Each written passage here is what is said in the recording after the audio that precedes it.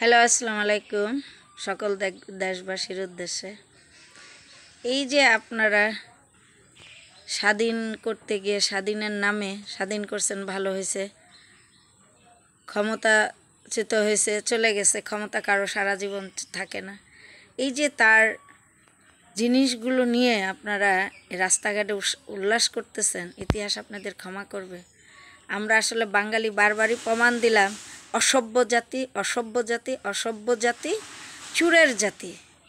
বঙ্গভবনের পয়সা জিনিসগুলো যা ছিল সেটা আমাদেরই হয়তো পয়সার কিনা, কিন্তু আপনারা তো ওদের চেয়ে খারাপ অসভ্য জাতি হয়ে গেলেন। হ্যাঁ, এগুলো কি করতেছেন আপনারা? পশু পাখিগুলো লজ্জা পাইতেছে আপনাদের দেখা। একটুকাই দেখছেন কি বলছে যে আমার মরতে হবে, জবাব দিতে হবে, আমি এটি দিয়ে কী করবো। তার কাছে শিখেন, লজ্জা নেন শালার বিয়াদবরা।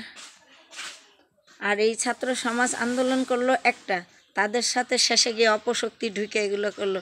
এই ছাত্রদের আন্দোলনের অস্তিত্ব থাকবে? এরকম বহু আন্দোলন আমি শাহবাগে দেখলাম, বহু কিছুই তো দেখলাম। এই বয়সে কিছু থাকে? হ্যাঁ, এদের উপরে ভর করে অপশক্তি ঢুইকা এগুলো করতেছে। ছাত্র সমাজ আপনারা আবার দাঁড়ায় যান, এদেরকে এখনই রুখে দেন, নাহলে একবার এই সরকারকে হাঁটাইলেন, চলে গেছে। এরা আপনাদেরকে আমাদেরকে বাঁচতে দিবে না।